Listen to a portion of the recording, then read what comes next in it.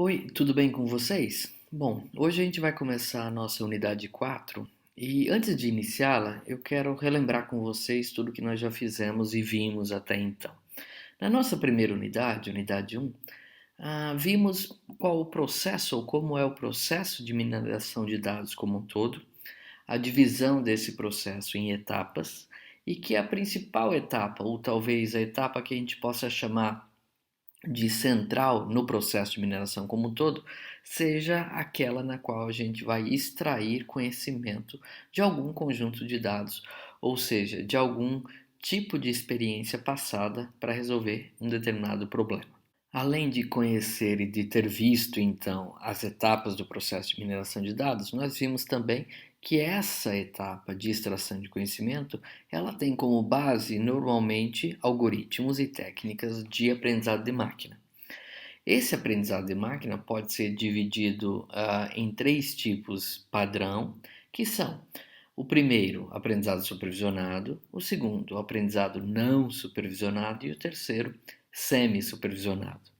As tarefas de mineração de dados estão normalmente associadas a algum desses tipos de aprendizado.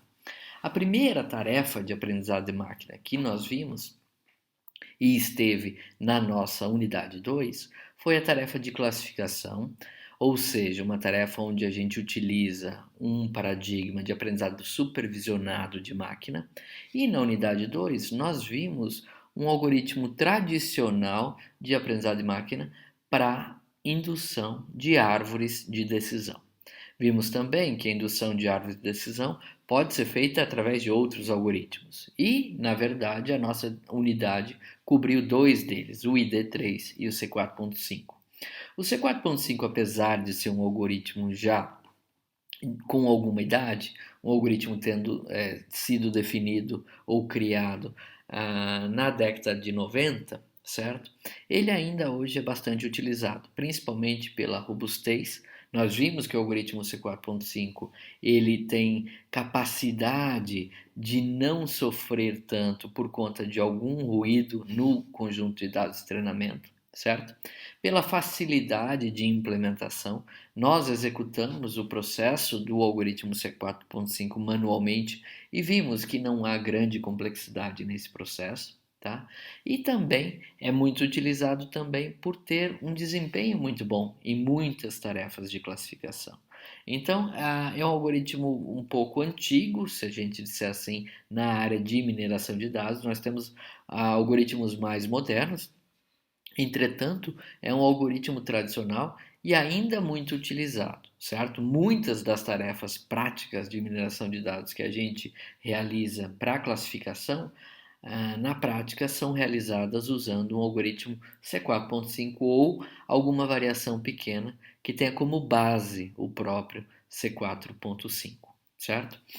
Bom, na sequência, na nossa unidade 3, nós vimos que existem ferramentas de software disponíveis e que permitem que a gente execute tarefas de mineração de dados usando algoritmos tradicionais. A ferramenta utilizada na nossa disciplina é a ferramenta Weka.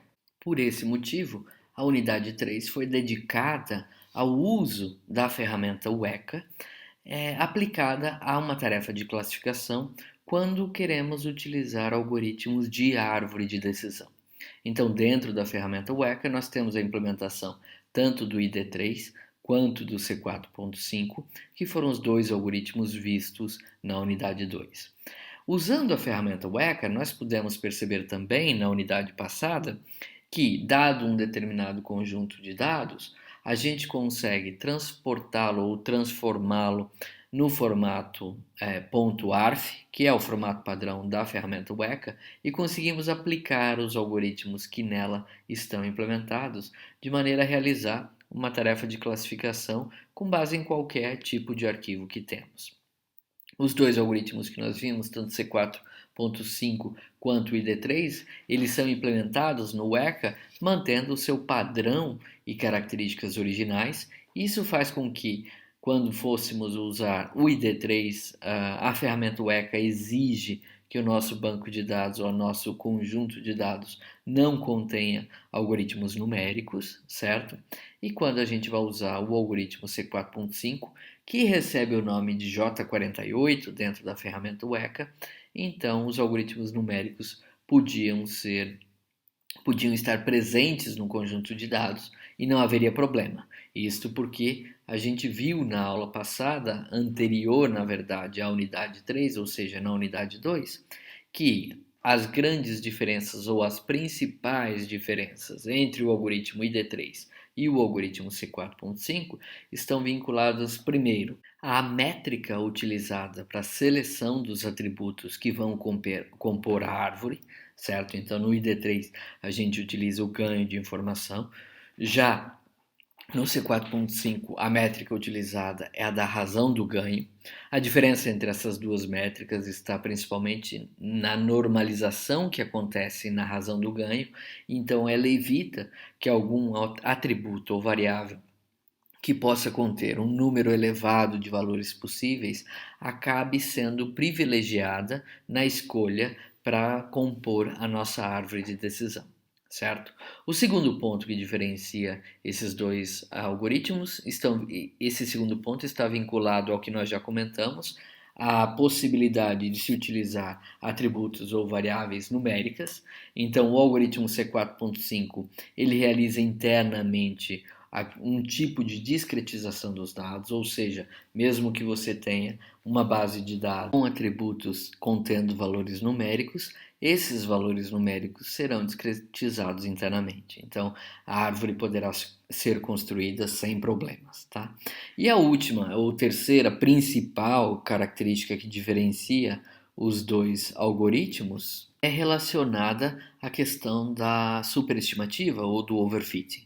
Então, o algoritmo C4.5 ele realiza uma poda após a criação da árvore e o objetivo da realização desta poda é diminuir o quanto esta árvore está vinculada a responder ou a classificar exemplos apenas de acordo com exemplos já vistos no treinamento. Em outras palavras, a gente realiza a poda no algoritmo C4.5 para tentar aumentar a capacidade de generalização da nossa árvore de decisão. Bom, isso é mais ou menos o que a gente então vem realizando na disciplina. Tá? Temos realizado tarefas de classificação e utilizado para essas tarefas os algoritmos de árvore de decisão. Na unidade 4, essa que a gente vai iniciar agora, nós vamos mudar um pouquinho o foco dos algoritmos de classificação, mas vamos manter ainda a ideia de trabalhar com tarefas de mineração de dados vinculadas à classificação, ou seja, aprendizado supervisionado de dados, certo? Na unidade 4, então, a gente vai ver que a classificação pode ser realizada utilizando-se classificadores bayesianos e que, na verdade, a gente pode definir um classificador bayesiano mesmo utilizando algum outro método, como por exemplo uma árvore de decisão. É assim que a gente inicia a nossa unidade 4, mostrando que um classificador bayesiano nada mais é do que uma forma de você tentar identificar qual é o potencial do seu classificador, mesmo ele não sendo bayesiano. A gente vai ver isso no exemplo, vai ficar um pouco mais tranquilo agora no início já da unidade, certo? Depois de termos visto isso, veremos então o classificador bayesiano mais simples que a gente tem, que é conhecido como naive Bayes, ou classificador bayesiano ingênuo ou simples, tá? E por fim, fechamos a nossa unidade vendo que um tipo de ferramenta probabilística que a gente chama de modelo gráfico probabilístico, chamado redes bayesianas, também pode ser utilizado para a tarefa de classificação, mesmo não sendo necessariamente definido na sua origem, originalmente como um classificador, certo?